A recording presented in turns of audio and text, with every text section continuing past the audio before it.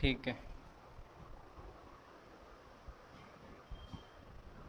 Mic हमेशा on रहेगा, जैसे ही आप ऑन करोगे वो बंद हो जाएगा और स्टॉप करने से वो रिकॉर्ड हो जाएगा। ठीक है। ठीक है सर। ठीक है।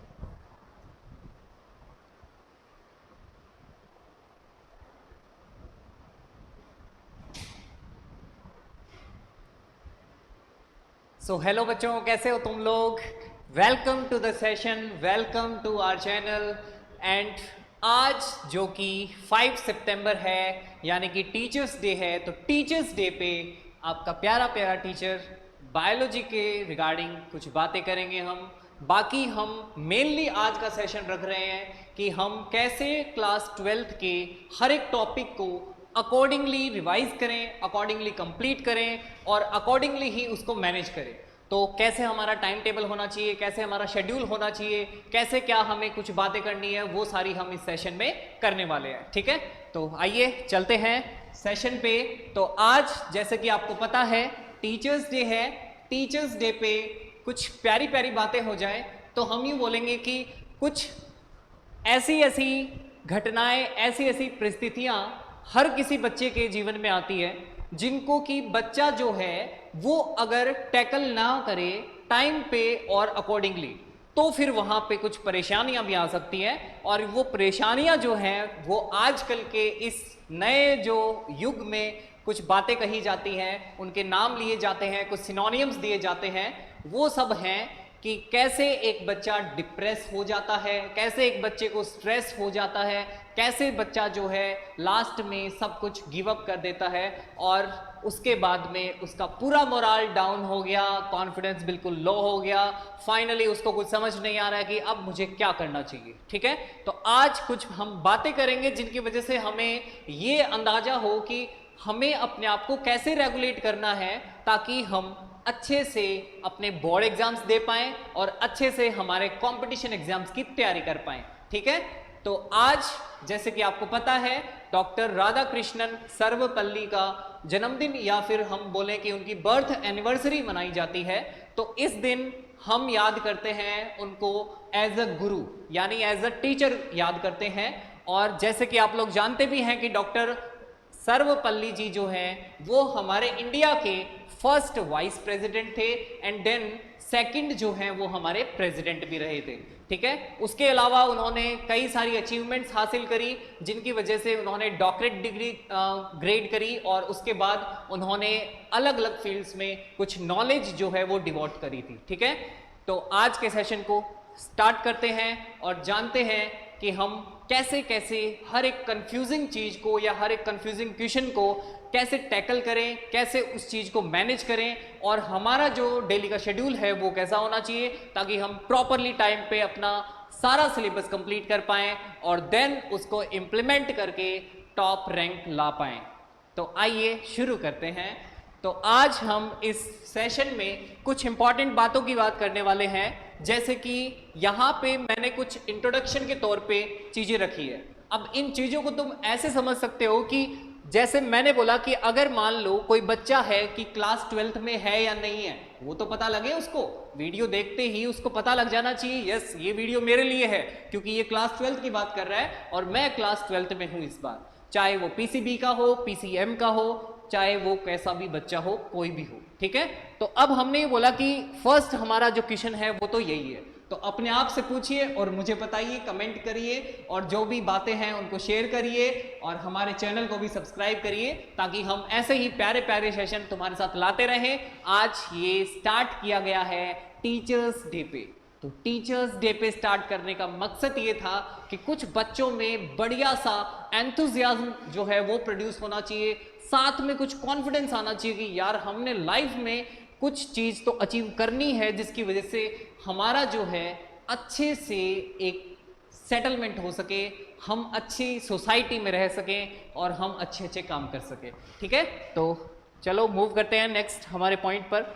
अब मैंने यहां पे लिखा है कि want to prepare for the competitive exams.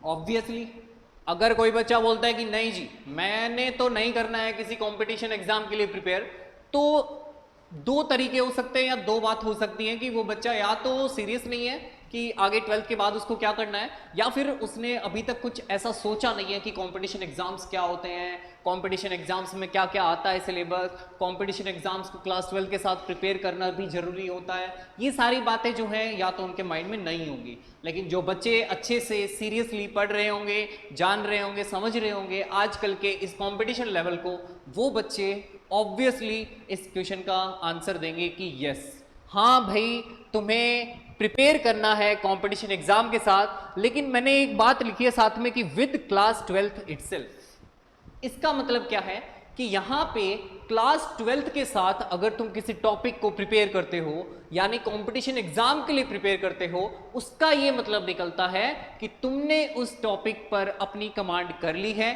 Now the point is कि तुम्हें अब सिर्फ और सिर्फ उसके PYQs लगाने हैं, देन उसके बाद में प्रैक्टिस क्वेश्चन लगाने हैं, एंड देन वो टॉपिक जो है वो तुम्हारे ग्रेस्प में हो जाएगा एकदम।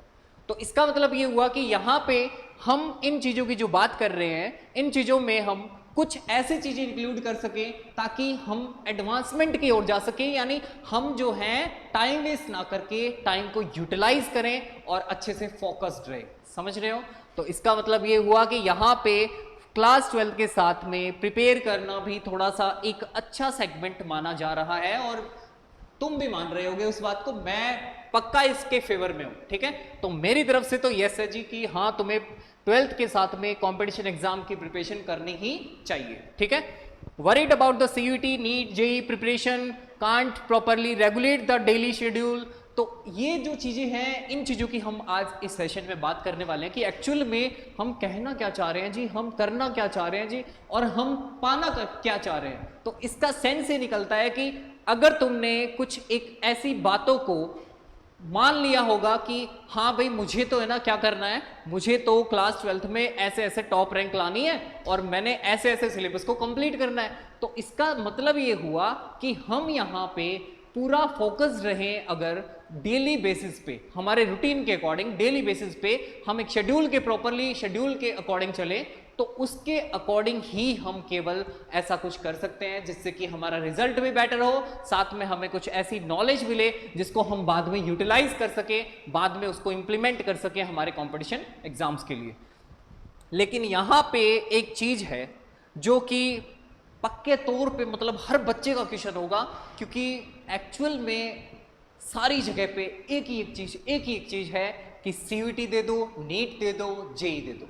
तो हम कुछ आने वाले सेशन में भी बात करेंगे इनकी कि क्या सिर्फ ये 2-3 ही एग्जाम है क्या जिनको हम दे सकते हैं भाई, और कोई एग्जाम नहीं है क्या जिनको हम नहीं दे सकते हैं, या फिर जिनको हम दे सकते हैं, या कैसे हैं, उनकी लिस्ट कैसी होनी चाहिए, और उनमें डू या डोंट्स क्या होने चाहिए, वो सारी चीज़ों की हम बात करेंगे नेक्स्ट हमारे सेशंस में।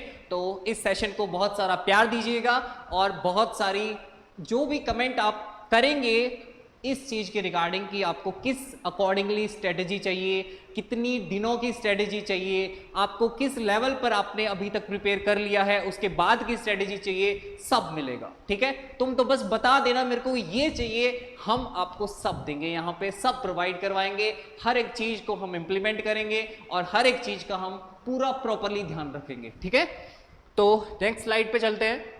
बायोलॉजी स्टूडेंट है, अगर जैसे बायोलॉजी, क्योंकि मैं बायोलॉजी का टीचर हूं तो मैं बायोलॉजी की बात करूंगा, कोई बायोलॉजी का स्टूडेंट है तो उस बायोलॉजी के स्टूडेंट के सामने 2-3 ऑप्शन रखे जाते हैं।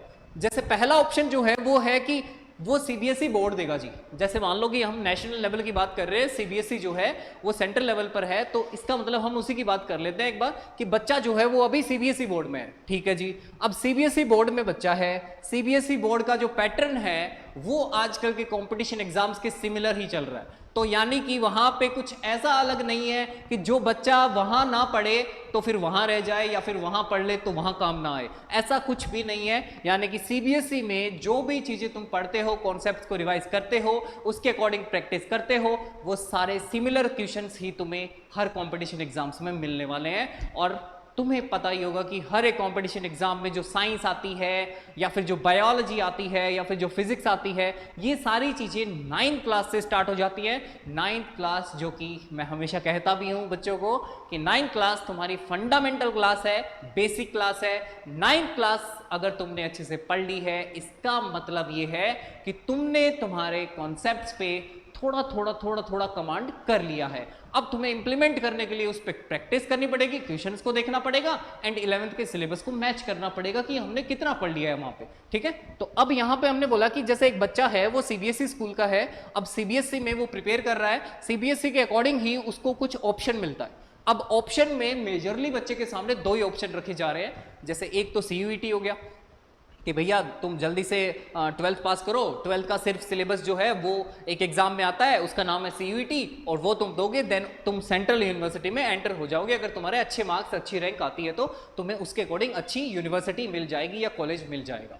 तो एक तो ये ऑप्शन हो गया, एंड दूसरा जो है बहुत ही ग्रेट वाला, बहुत ही बड़ा वाला और बहुत ही भयंकर वाला जो ऑप्शन जो है नीट। आजकल सभी लोग YouTube चलाते हैं, सभी लोग न्यूज़ देखते हैं, सभी लोग सोशल मीडिया पे एक्टिव रहते हैं, तो सबको पता है कि अभी नीट का पूरा जो चला है 3-4 महीने तक वो पूरी डिटेल क्या है। लेकिन फिर भी एक बच्चे के मन में ऐसा कभी नहीं आएगा कि मैं नीट की तैयारी ना करूं, क्योंकि डॉक्टर बनना एक जॉब नहीं है यार, ये एक फीलिंग है कि तुम लोग एक पेशेंट के साथ में जुड़ोगे कल को जाके, तो तुम्हारी वो फीलिंग होती है कि हाँ यार मुझे डॉक्टर बनना है, मुझे ये काम करना है। अब कई परसेप्शन हो सकते हैं कि बच्चा ऐसे सोचे कि मैं डॉक्टर इसलिए बनना चाहता हूँ जी, मैं उसलिए बनना चाहता हूँ, तो वो सारे कई परसेप्शन हो सकते हैं। बट हम मेजरली बात करें तो हम बोल रहे हैं कि नीट जो है वो एक ऐसा एग्जाम है जिसमें इस हमारे इंडिया के मेजरली जो बच्चे हैं जो बायो ऑप्ट करते हैं वो बच्चे पक्के तौर पे तैयारी करते हैं एंड पक्के तौर पे उसको एग्जाम को वो वहाँ अटेम्प्ट करके आते हैं। तो यानी कि ऑब्वियसली वास्ट ऑप्शन है, मेजॉरली सभी लोग इसको ऑप्ट करते हैं या फिर सभी लोग इसमें ट्राई करते हैं, अटेम्प्ट करते हैं, तो सभी के सामने ये ऑप्शन रखा भी जाता है। तो इसीलिए हमने बोला कि जी बायोलॉजी स्टूडेंट के पास में 3 चीजें रख दी। ओके, अब हमने बोला मैथ स्टूडेंट क्या करेगा जी, मैथ स्टूडेंट क्या करेगा, फिजिक्स और केमिस्ट्री तो सेम है, तो बायोलॉजी को क्या करना है, हटाना है और मैथ्स को लाना है। तो यहाँ पे जो है थोड़ा सा एडवांसमेंट हो जाता है। सीयूईटी तक तो ठीक है, लेकिन उसके बाद में नीट की जगह बच्चा जेई मेन देता है। तो जेई मेन देने का मतलब हो गया कि यहाँ जेई मेन जो पेपर है ये है आईआईटीज एनआईटीज में एंटर होने के लिए। तो जेई के साथ में हमने बोला मेन और एडवांस 2 टाइप के पेपर हैं। तो मेन वाले पेपर के अकॉर्डिंग तुम लोग एनआईटीज में एंटर हो सकते हो और एडवांस वाले पेपर के अकॉर्डिंग तुम लोग आईआईटीज में एंटर हो सकते हो, जिसमें तुम्हें काफी सारी मेहनत करनी पड़ेगी, काफी सारे क्वेश्चन को सॉल्व करना पड़ेगा, उसके बाद ही तुम ऐसा काम कर सकते हो। तो ऐसा ना कहें कि सर आपने बोला जेई मेन के बाद में कर सकते हो, ठीक है तो कर सकते हो। तुम लोग ऐसे डर क्यों रहे हो, मतलब कर सकते हो, बिल्कुल कर सकते हो, क्यों नहीं कर सकते हो तुम। लेकिन मेन बात है प्रैक्टिस की, मेन बात है स्ट्रेटेजी की, और मेन बात जो है वो है कि हम लोग कैसे कैसे हम चीजों को मैनेज करेंगे। अब देखो सबसे इंपॉर्टेंट और पहली बात जो आती है उसमें हम थोड़ी सी बातें कर लेते हैं। तो हम कुछ ऐसी चीजों को लेके चल रहे हैं जिनको कि एक्चुअल में हमें पता होना चाहिए जिनका, और एक्चुअल में हमें उनकी बात इसलिए करनी है क्योंकि यहाँ पे कुछ ऐसी चीजें हैं जो बच्चे को डिप्रेस कर देती है, बच्चे को थोड़ा डिमोटिवेट कर देती है। बच्चा जो है वो कंफ्यूज हो जाता है लास्ट में आके कि मैं कैसे कैसे क्या क्या प्लानिंग करूं, क्या क्या शेड्यूल बनाऊं, क्या किस अकॉर्डिंग चलूं ताकि मैं अपने सिलेबस को प्रॉपरली कर सकूं और उसमें पूरा पूरा अच्छे से कमांड कर सकूं, ताकि वही तो रिजल्ट में काम आना है। तो रिजल्ट ऑब्वियसली एक मैटर वाली बात है कि वो लास्ट में जाके तुम्हारा रिजल्ट ही मैटर करेगा कि तुमने पूरे साल क्या पढ़ा है या फिर तुमने लास्ट के 3-4 महीनों में क्या पढ़ा है। तुम कभी भी पढ़ो, कैसे भी पढ़ो, कोई भी स्ट्रेटेजी से पढ़ो, तुम्हारी खुद की स्ट्रेटेजी हो, किसी और की तुम्हें अच्छी लगे, किसी की भी स्ट्रेटेजी से पढ़ो, लेकिन अल्टीमेटली तुम्हें पढ़ना ही पड़ेगा। तो अब हम कुछ बात कर लेते हैं। जैसे अभी ये एक तुम्हारे सामने पैटर्न रखा है मैंने, तो हम क्या करते हैं कि एक बार थोड़ा सा डिस्कस कर लेते हैं कि ओवरऑल बात क्या कर रहा है, सीबीएसई कहना क्या चाह रहा है, उसको एक्चुअल में क्या चाहिए बच्चे से। तो बच्चे से जो चाहिए वो बातें कुछ कर लेते हैं। जैसे अभी यहां पे हम देख रहे हैं कि इस पैटर्न में हमें कुछ चीजें दिखाई दे रही हैं।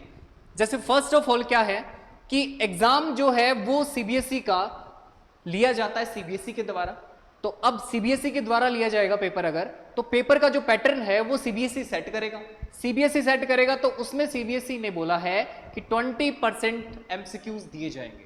अब 20% एमसीक्यूज का मतलब ये हो गया कि यहां पे जो सिंपली तुम्हारे सब्जेक्टिव जो हैं, सब्जेक्टिव, तो यानी कि सब्जेक्टिव वाले जो भी एमसीक्यूज होंगे वो यहाँ पे तुम्हें डायरेक्टली पूछ लिए जाएंगे। यानी इसके लिए तुम्हें अलग से कोई प्रिपरेशन नहीं करनी है, अलग से तुम्हें कुछ भी तैयार नहीं करना है, अलग से कोई और चीजें नहीं पढ़नी है या फिर कहीं नहीं जाना है कि तुम्हारे ये 20% वाले एमसीक्यू सोल्व ना हो, ठीक है।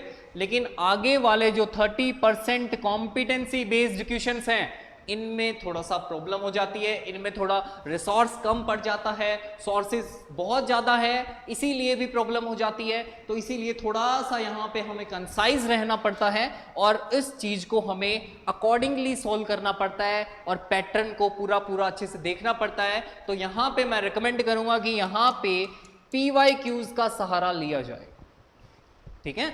तो हारे का सहारा बाबा श्याम हमारा, वैसे ही यहाँ पे हमने बोला कि भाई यहाँ पे तुम्हें अगर 30% कॉम्पिटेंसी बेस्ड क्वेश्चन को सोल्व करना है तो तुम्हें पक्के तौर पे PYQs को सोल्व करना ही पड़ेगा, क्योंकि PYQs को सोल्व किए बिना तुम्हें पैटर्न का पता नहीं लगेगा एंड देन तुम यहाँ पे लैग कर जाओगे। लैग करने का मतलब हो गया 30% पार्ट जो है वो यहाँ से आने वाला है, तो यानी इसको तुम बिल्कुल छोड़ नहीं सकते हो, बिल्कुल इग्नोर नहीं कर सकते हो। और यहाँ पे तुम्हें कुछ असर्शन रीजन भी देखने को मिलेंगे, ठीक है, असर्शन रीजन भी देखने को मिलेंगे। तो वो स्टेटमेंट टाइप के क्वेश्चन आएंगे, ये असर्शन रीजन जो है वो स्टेटमेंट टाइप के क्वेश्चन है, तो स्टेटमेंट टाइप क्वेश्चंस जो हैं वो देखने को मिलेंगे तुम्हें।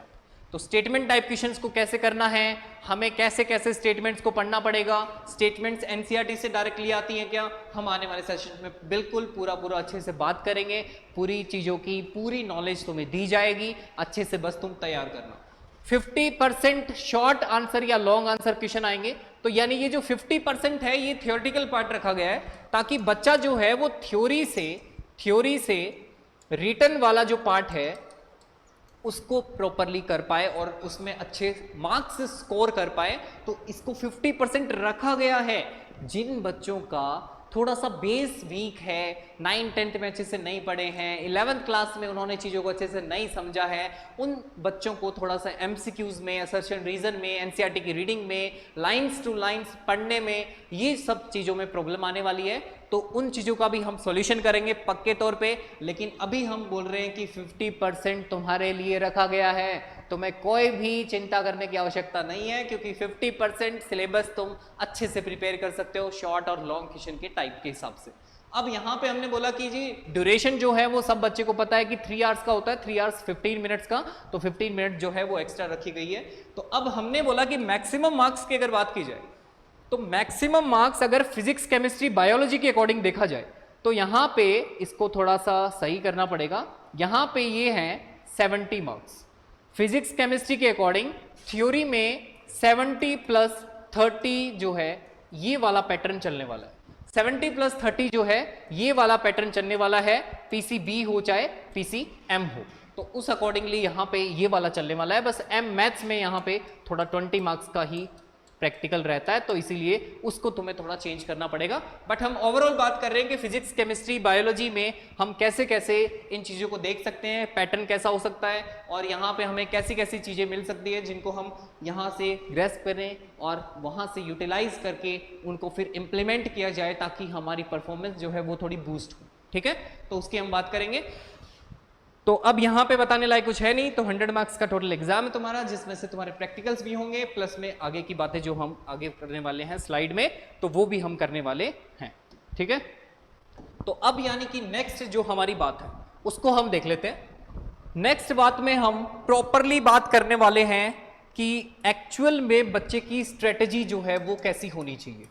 अब स्ट्रेटेजी कैसी होनी चाहिए का मतलब क्या हुआ यहाँ पे वो समझना जरूरी है, क्योंकि स्ट्रेटेजी जो है वो हर किसी की अपनी अपनी होनी चाहिए। मैं बिल्कुल भी रिकमेंड नहीं करता हूँ कि तुम सिर्फ मेरी ही स्ट्रेटेजी से पढ़ो। स्ट्रेटेजी तुम्हारी खुद की होनी चाहिए यार। स्ट्रेटेजी तुम्हारी खुद की होगी अगर, तो तुम उसको अपने अकॉर्डिंग ऑल्टर कर सकते हो, अपने अकॉर्डिंग उसको तुम इम्प्लीमेंट कर सकते हो। तो यानी तुम्हारा जो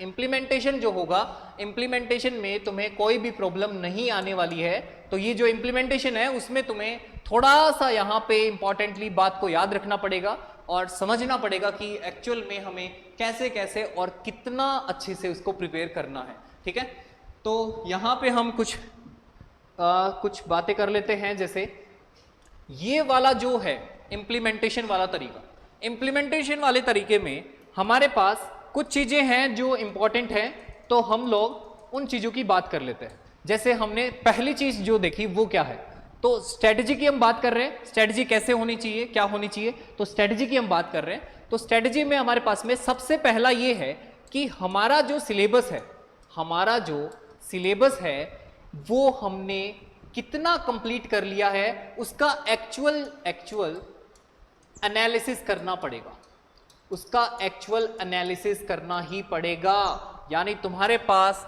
इसमें कोई भी ऑप्शन नहीं है कि तुम लोग उसका एक्चुअल एनालिसिस करोगे या फिर नहीं करोगे, ऐसा कुछ भी नहीं है। सिलेबस का एक्चुअल एनालिसिस होना ही चाहिए, ये कंफर्म्ड बात है और फर्स्ट बात है, ठीक है।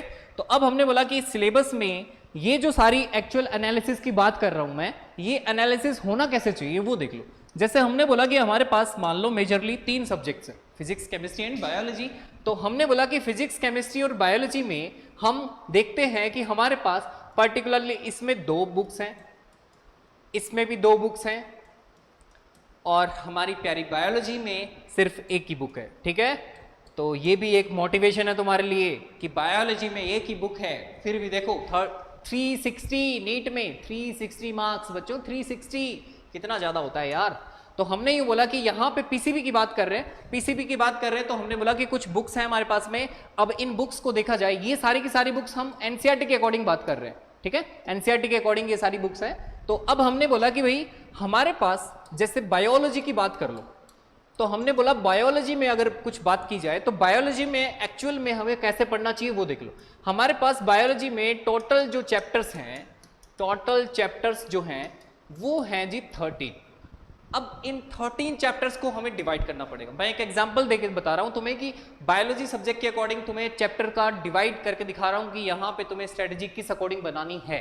तो हमने बोला कि भाई 13 टोटल हमारे पास चैप्टर्स हैं, इन 13 चैप्टर्स में से हमें अलग अलग करना पड़ेगा चैप्टर्स को। अलग अलग करने का मतलब क्या हो गया कि हमें easy, moderate and difficult type वाले की तरफ जाना पड़ेगा कि यहाँ पे हम 3 क्राइटेरिया यूज करेंगे, इजी, मॉडरेट एंड डिफिकल्ट।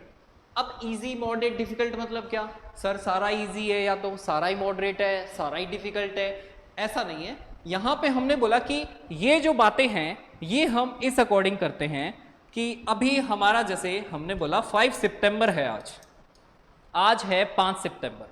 5 सितंबर को तुम्हारे पास अभी तक क्या सिलेबस होना चाहिए था प्रिपेयर, क्या तुमने कर लिया है और कितना अभी बाकी रह गया, ये सारी चीजें नोट करने वाली है, याद करने रखने वाली है। और इन्हीं चीजों पे तुम्हारी बातें होनी चाहिए, इन्हीं चीजों पे तुम्हारा इंप्लीमेंटेशन होना चाहिए। अब से तो पक्का होना चाहिए नवंबर तक एटलीस्ट। अब हमने ये बोला कि इजी वाले टॉपिक्स में अगर देखा जाए तो जी सबसे पहला जो हमारे पास इजी वाले में आता है वो है इवोल्यूशन, क्योंकि थियोरेटिकल चैप्टर है तो इवोल्यूशन वाले चैप्टर को मैं इजी में रखना चाहूंगा। देन उसके बाद हमारे पास सेकंड जो चैप्टर है वो आता है हमारे पास माइक्रोब्स इन ह्यूमन वेलफेयर वाला, तो माइक्रोब्स वाला चैप्टर हो गया। और उसके बाद हम बोल रहे हैं पूरी की पूरी इकोलॉजी। पूरी की पूरी इकोलॉजी सर कैसे है, आपको लगती होगी, आप तो पढ़ाते हो, आप तो पढ़ चुके हो, आपको क्या पता होगा कि हम कैसे पढ़ते हैं, हम बच्चे आजकल के हमें कैसे कैसे डिस्ट्रैक्शंस होते हैं और हम कैसे कैसे अपनी लाइफ को सरवाइव कर रहे हैं। ऐसी बातें ना करें, ठीक है, खुद को डिमोटिवेट करने के अलावा और कुछ भी काम कर लो।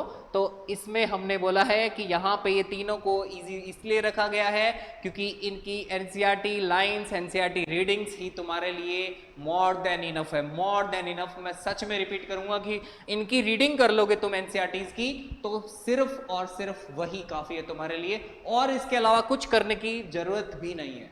किसी टीचर से पढ़ना है पढ़ लो, कोई दिक्कत नहीं है, तुम उस टाइम को यूटिलाइज करो क्योंकि अभी तुम नॉलेज ले सकते हो, गेन कर सकते हो, तो उसको तुम बाद में जाके इंप्लीमेंट करोगे, अच्छी बात है। लेकिन मैं कहूंगा कि ये तीनों जो चीजें हैं ये तुम्हारी सेल्फ स्टडी के अकॉर्डिंग होनी ही चाहिए। जो मैं नेक्स्ट स्लाइड में बात करने वाला हूं कि मैंने बोला इजी वाले जो भी टॉपिक्स हैं, अब इजी का मतलब यहाँ पे अलग अलग हो सकता है सबका, लेकिन मैंने जो क्राइटेरिया बताया है अकॉर्डिंग टू मी, यहाँ पे मैं लिख देता हूँ अकॉर्डिंग टू मी, मी बोले तो मी, ठीक है, मी, ओके। तो अब हमने यूं बोला कि यहाँ पे इजी टॉपिक्स की बात करते हैं। इजी टॉपिक्स की बात करने के लिए हम यूं बोल रहे हैं कि भैया इस इजी टॉपिक को हमें सेल्फ स्टडी देनी पड़ेगी, हमें किसी पे भी डिपेंडेंट नहीं रहना है, हमें इसको इंडिपेंडेंटली ही करना पड़ेगा। ठीक है, तो ये कंफर्म्ड बात है कि इसको तुम्हें ऐसा ही करना पड़ेगा, ऐसे ही करना पड़ेगा, और जितना ज़्यादा हो सकता है उतना ज़्यादा इसको रिवाइज करना पड़ेगा। तो यानी इसमें तुम एनसीईआरटी की रीडिंग करो, एनसीईआरटी की रीडिंग करो, एंड देन उसके बाद में बाकी जो चीज़ें बची हैं उसमें तुम कुछ मत करो, देन PYQ सॉल्व कर लो, बस काफ़ी है। तो ये PYQ सॉल्विंग, रीडिंग और इंडिपेंडेंटली इनको प्रिपेयर करना, ये सारी चीज़ें जो हैं सेल्फ स्टडी के अंडर रख रहा हूं मैं, कि सेल्फ स्टडी के अंडर तुम लोग इन चीज़ों को इन तरीकों से करने वाले हो, या करना चाहिए तुम्हें, मेरे अकॉर्डिंग करना ही चाहिए। मॉडरेट वाले में कुछ बातें करते हैं। मॉडरेट टॉपिक्स में हम, जैसे हमारी जो फर्स्ट यूनिट है 12th क्लास की बायोलॉजी की, उसमें हम यूँ बात करते हैं कि हमारे पास में यूनिट है रिप्रोडक्शन। इस रिप्रोडक्शन में हमारे पास में जी 2 चैप्टर है। ठीक है, तो 2 चैप्टर हैं, दोनों ही चैप्टर जो हैं वो तुमने पहले अच्छे से पढ़े हुए हैं, हर क्लास में पहले तुम अच्छे से जानते भी हो उनके बारे में, हर क्लास में तुमने उनके बारे में स्टडी किया है। तो मैं नहीं कहूँगा कि वो ज़्यादा डिफिकल्ट वाले में रखना चाहिए। ठीक है, तो मेरे अकॉर्डिंग रिप्रोडक्शन वाली जो दोनों चैप्टर्स हैं वो दोनों चैप्टर्स इसमें आ जाने चाहिए। तो यानी इसका मतलब ये हो गया, रिप्रोडक्शन यूनिट जो है वो मैं इसमें मॉडरेट वाले में रखना चाहूँगा। और इसमें मैं एक चीज़ और इंश्योर करना चाहूँगा कि सिर्फ और सिर्फ खुद से पढ़ने से कुछ नहीं होगा, अपने टीचर से भी पढ़े, अपने गुरु से भी पढ़े। ठीक है, और अब हमने बोला कि यहाँ पे रिप्रोडक्शन यूनिट पढ़ने के बाद या फिर रिप्रोडक्शन की बात करने के बाद में हमने ये बोला है कि ये रिप्रोडक्शन यूनिट के बाद एक हमारे पास में इंपॉर्टेंट टॉपिक है या चैप्टर है जिसका नाम है human health and disease. Human health and disease. अब ये ह्यूमन हेल्थ एंड डिजीज जो है, इस चैप्टर में पक्के तौर पे मैं तुम्हें बोलना चाहूँगा कि ये वाला चैप्टर मॉडरेट चैप्टर है, कुछ खास इसमें नहीं है। बट इम्पॉर्टेंट बात ये है, लास्ट में जो एड्स वाला जो पूरा है टॉपिक, वो वाला टॉपिक हो गया, या फिर जो लाइफ साइकिल ऑफ प्लाज्मोडियम हो गया, इन टाइप के कुछ यहाँ पे कॉम्प्लिकेशंस देखने को मिलेंगे तुम्हें, जिनकी हम ऑब्वियसली बात करेंगे आने वाली क्लासेस में। लेकिन मॉडरेट वाले में मैं इन दोनों को रखना चाहूँगा। तो इसके अकॉर्डिंगली तुम बात करोगे कि सर 2 चैप्टर यहाँ से हो चुके हैं, उसके बाद एक चैप्टर ये वाला हो चुका है, उसके बाद में एक चैप्टर ये वाला है, देन माइक्रोब्स वाला एक चैप्टर है, एंड देन यहाँ से हमारे पास 3 चैप्टर्स हैं। ठीक है, तो यानी कि टोटल किया जाएगा तो 3 और 2 5, 5 और 2 7, 7 और 1 8 चैप्टर्स की बात हम कर चुके हैं।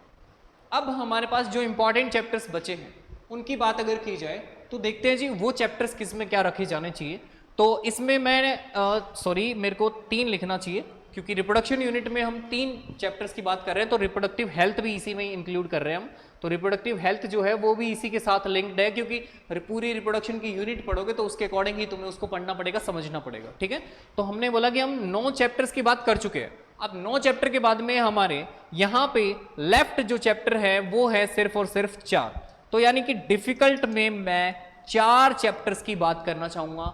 4 चैप्टर्स की ही हम बात करने वाले हैं डिफिकल्ट वाले पोर्शन में, और 4 चैप्टर्स को ही तुम्हें सीरियसली और अच्छे से मन लगा के, इंटरेस्ट दे के, उसके बाद में अलग अलग सोर्सेज से तुम्हें उसे थोड़ा सा छान के, उसके बाद में तुम्हें थोड़ा सा उसका PYQs एनालिसिस और एक्स्ट्रा क्वेश्चन का एनालिसिस, केस स्टडीज़ का एनालिसिस, ये सारी चीज़ें करनी चाहिए मेरे अकॉर्डिंग। ठीक है, तो यहाँ डिफिकल्ट वाले में हमारे पास एक है जेनेटिक्स वाली यूनिट, जेनेटिक्स की यूनिट, इसमें हमारे पास 2 चैप्टर्स हैं। ठीक है, जेनेटिक्स वाली यूनिट में हमारे पास 2 चैप्टर्स हैं। देन हमारे पास आती है बायोटेक्नोलॉजी, और तुम्हारे डियर सर का यहाँ पे थोड़ा सा रुझान जो है वो बच्चों के लिए है बायोटेक्नोलॉजी। ठीक है, जो बच्चे ऐसे टाइप के क्वेश्चन करेंगे कि सर क्या सिर्फ नीट है क्या, क्या सिर्फ CVT है क्या, क्या सिर्फ ये है क्या, हम क्या सिर्फ डॉक्टर ही बने क्या, ऐसा कुछ भी जरूरी नहीं है। आने वाले सेशन में पक्के तौर पे अच्छी अच्छी बातें की जाएंगी, डोंट वरी। ठीक है, हम सारी बातें करेंगे, बट यहाँ पे हमने बोला कि डिफ़िकल्ट वाले में जेनेटिक्स की दोनों चैप्टर्स को, यानी कि प्रिंसिपल ऑफ इनहेरिटेंस वाला एंड देन उसके बाद मॉलिकुलर बेसिस ऑफ इनहेरिटेंस वाला, दोनों चैप्टर्स को रखा जाएगा।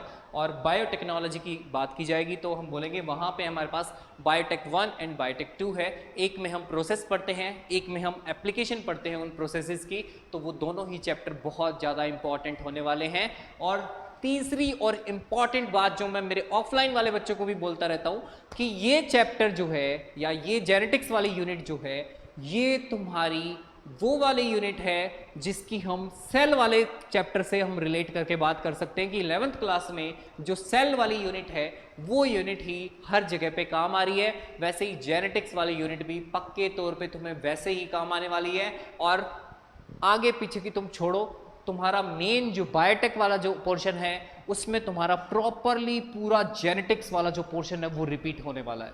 तो इन दोनों यूनिट्स को तुम डिफ़िकल्ट के अकॉर्डिंग लेके चलो और डिफ़िकल्ट के अकॉर्डिंग प्रिपेयर करो ताकि तुम्हें अच्छा यहाँ से बेनिफिट मिले।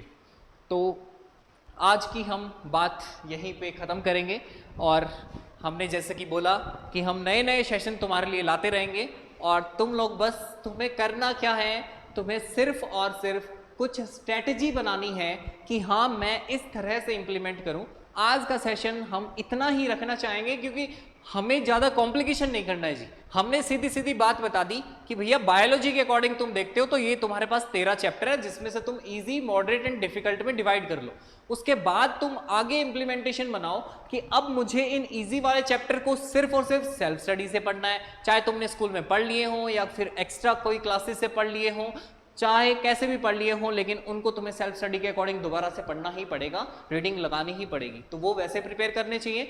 मॉडरेट वाले जो टॉपिक्स होंगे उनको तुम अच्छे से नोट्स के साथ में रिवाइज करोगे एंड देन जो डिफिकल्ट वाले चैप्टर्स होंगे उनके लिए हम लोग हैं यहाँ पे तुम्हारे लिए। तो डोंट वरी, हम सब कुछ करवा देंगे, सारी टॉपिक्स की हम बात करेंगे। जो जो इंपॉर्टेंट टॉपिक, जो जो इंपॉर्टेंट क्वेश्चन, जो भी पीवाईक्यूज इंपॉर्टेंट वाले, एकदम शानदार वाले पीवाईक्यूज जो कि रिपीट होने के चांसेस होते हैं जिनके, उन सब की भी हम प्रॉपरली बात करेंगे। तो ऐसा कुछ भी नहीं है कि आज हम एक सेशन लाए हैं उसके बाद हम नहीं लाए हैं, नहीं बता रहे हैं तुम्हें कुछ भी, ऐसा कुछ भी नहीं है। तुम प्रॉपरली हमें यहाँ पे सब्सक्राइब करो चैनल को, उसके बाद में हम अच्छी अच्छी बातें करेंगे, ठीक है? तो कोई दिक्कत वाली बात नहीं है। सो आज का सेशन हम यहीं पे ख़त्म करते हैं और तुम लोग अच्छे से पढ़ते रहो।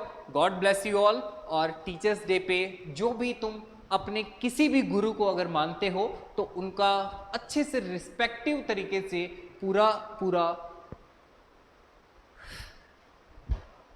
क्या ही बोलूँ मैं, मतलब तुम लोग सच में यार, मतलब टीचर जो है ना, गुरु जो है, यानी कि हम जैसे राम जी की बात करते हैं, त्रेता युग से राम जी की बात कर रहे हैं, कृष्ण जी की बात कर रहे हैं, तो हमने बोला कि यार वो उनके भी गुरु थे।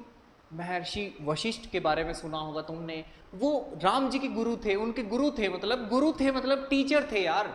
तुम सोचो कि उस जमाने से हमारे इस बिलीफ को मेंटेन किया गया है, तो आज भी ये बरकरार ही रहना चाहिए। तो तुम्हारा टीचर पे पूरा ट्रस्ट होना चाहिए और पूरा उसका तुम्हें फायदा भी मिलने वाला है। So God bless you all, thank you so much for this session and मिलते हैं नेक्स्ट वीडियो में नए कॉन्सेप्ट के साथ। Thank you so much.